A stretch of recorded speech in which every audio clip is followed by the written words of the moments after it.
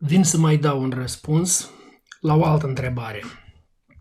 Dau citire întrebării. Stați puțin că am pierdut o întrebare. Așa, gata, am găsit-o. Am ajutat pe cineva să cumpere un apartament în rate, pe numele meu. Contractul e de asemenea pe numele meu.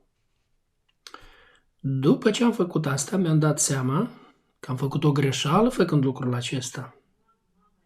Venind teama că s-ar putea ca el să nu plătească ce îmi datorează pentru apartament.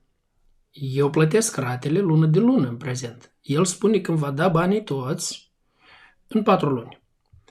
Dar eu nu prea cred că asta se va întâmpla. Am mari suspiciuni în privința aceasta. Ce ar trebui să fac eu în cazul în care el nu își va ține cuvântul? Menționez că el este necredincios, iar eu sunt creștin. Ar trebui să suport paguba în cazul în care el nu își respectă cuvântul. Ar trebui să iau apartamentul cu ajutorul poliției dacă el nu îmi dă înapoi banii. Deci cum să procedez în situația aceasta? Stai că puțin să înțeleg bine. Deci apartamentul pe numele meu, zice. Sau nu știu cum, plata a fost făcută pe numele persoanei. Bine. Ca și principiu, am văzut că lucrul ăsta, chiar dacă e scris în scripturi de multe ori, repetat în scripturi cu privire la a te pune chezaș pentru altul sau a te pune garant, a pune garanții pentru cineva, am văzut că oamenii nu însușesc lucrul ăsta, parcă nu-l văd, parcă nu-l observă. Iată, mi s-a întâmplat de multe ori când vin oameni credincioși, creștini, vin la mine și îmi spun am nevoie să împrumut bani. Știu că ai prieteni mulți care ar avea posibilitate să mă ajute. Ai putea, te rog, pentru mine, să cer de la cutare sau cutare sau cutare ca să-mi rezolv problemele mele. Și totdeauna trebuie pe oamenii ăștia să le deschid scriptura și să le arăt ce scrie. Și iată, le arăt exact asta. Aici spune așa: cui se pune chezaș pentru altul, scrie la Proverbe, capitolul 11, versetul 15. Deschideți împreună cu mine. Zice, cui se pune chezaș pentru altul, îi merge rău. Dar cine se teme să se pune chezaș, este liniștit. Auzi? Deci celui care se pune chezaș pentru altul, îi merge rău. Deci nu este vorba despre sumă mare, mică sau ceva. Este vorba despre lucru în sine. Despre lucru în sine, fenomen în sine. Dacă te pui chezaș pentru altul, atunci, ziceți, va merge rău. Și Scriptura spune, cui se pune chezaș pentru altul, îi merge rău. Dar cine se teme să se pună chezaș, este liniștit. Deci dacă vrei să intri în probleme, atunci pune-te chezaș pentru altul și vei intra în probleme. Și zice, îți va merge rău, lucrurile îți vor merge rău. Dumnezeu nu acceptă lucrul ăsta, ne spune din start să nu facem asta. Deci dacă faci un lucru care din start este contrar voii lui Dumnezeu, păi nu te aștepta ca lucrurile să meargă bine atunci când din start ai făcut ceva care este contrar voii lui Dumnezeu.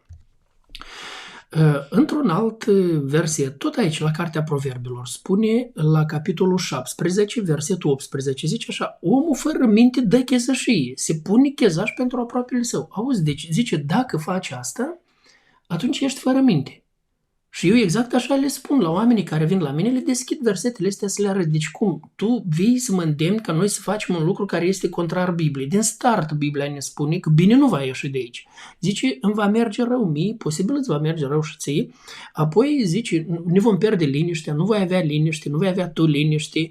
Apoi ne spune aici că sunt un om fără minte. Dacă aș accepta ceea ce îmi solicit să fac, atunci eu nu sunt altceva decât un om fără minte. Deci nu pot face așa, având Sfintele Scripturi, urmând învățătura sănătoasă a Mântuitorului, nu pot face lucruri despre care el spune că le fac oamenii care sunt fără minte.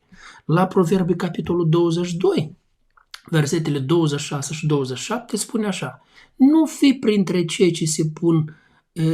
ce pun chezășii, printre cei ce dau zăloc pentru datorii.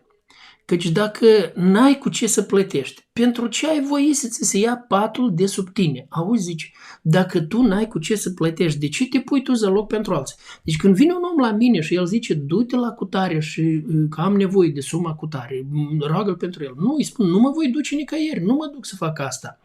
Dacă îmi ești prietenul meu și vreau să te ajut și dacă eu am capacitate, nu am capacitate să te ajut la suma aceea, dar te ajut cu atâta cu cât pot eu. Uite, mi ești prietenul meu și eu cu suma asta te pot ajuta. Cu atât cu cât eu pot ajuta, eu te ajut pe tine. Eu îți dau sau dacă trebuie să-ți împrumut, îți împrumut eu și ori de câte ori împrumuți la cineva, împrumuți deja cu gândul că s-ar putea întâmpla să nu ți întoarcă, să se întâmple ceva cu omul. Totdeauna când împrumută bani, crede că e garantat, el întoarce înapoi. Dar de obicei cel care deja a ajuns în probleme financiare ceva, el vine să împrumute și apoi problemele astea se agravează, el nu poate împrumuta, de aceea când vine aproapele tău la tine să se împrumute, dă-i, ajută-l în măsura în care ai putere, ai capacitate și din start admite că s-ar putea întâmpla el să nu-ți poată întoarce și atunci să fii pe pace și liniștit dacă el nu-ți va putea întoarce și să nu-ți pierzi liniștea nici tu, nici el, să puteți merge înainte.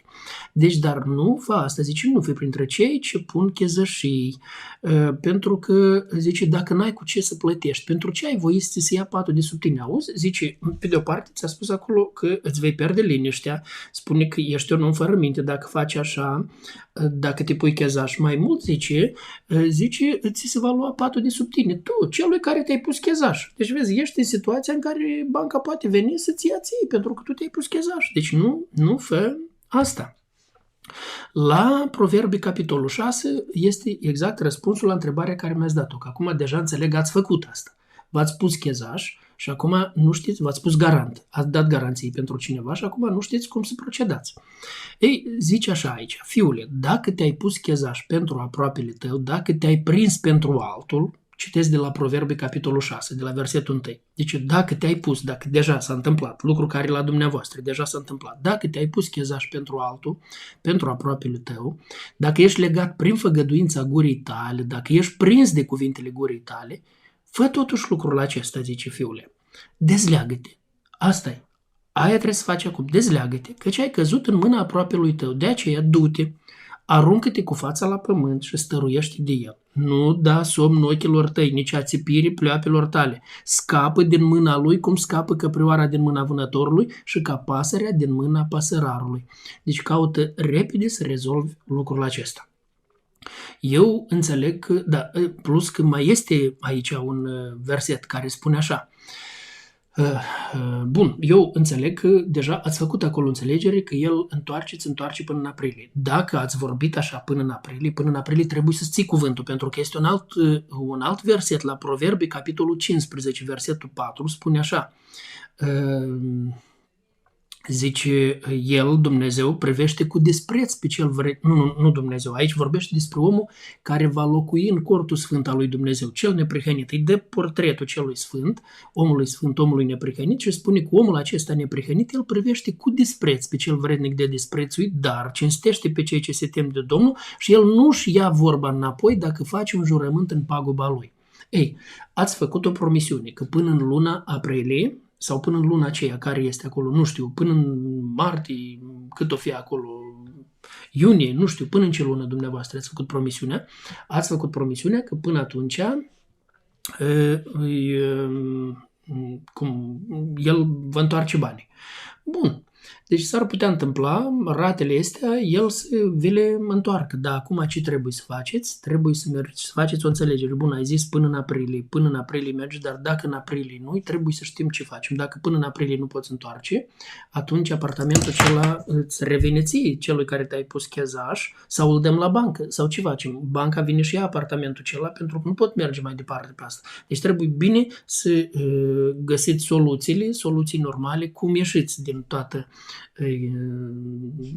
situația asta neplăcută în care ați intrat și scoateți lecții ca să nu mai intrați niciodată. Și oricine aude acest video, Dumnezeu să-i dea înțelepciune ca să scoată lecții și să nu intre niciodată. Pentru că așa cum spune Scriptura, nu poate merge bine un lucru care din start Dumnezeu spune că nu va merge bine. Dumnezeu spune, cel care intră într-așa, mai citez odată, cum spune primul verset care a spus. Zice, celui ce cui se pune chezaș pentru altul, îi merge rău. Gata, din start ai spus în cuvânt. Nu te băga în ceva care merge rău și dacă Dumnezeu spune că va merge rău, va merge rău. Am zis, ce poți să ajuți pe aproapele tău, ajută-l și fii darnic, fii generos, caută totdeauna să vii în ajutor, dar nu te băga în lucruri periculoase care îți pot face apoi probleme pe viitor. Dumnezeu să te binecuvânteze, să-ți dea înțelepciune și voi aprecia dacă veți distribui acest video ca să-l audă și alții și să se ferească de pericolul ăsta, să nu intre în probleme de acestea când se pun chezăși, își pierd liniștea, își pierd pacea, intră în probleme financiare și care pricinuiesc multe alte feluri de probleme. Dumnezeu să vă binecuvânteze și să vă dea har și o zi frumoasă în continuare.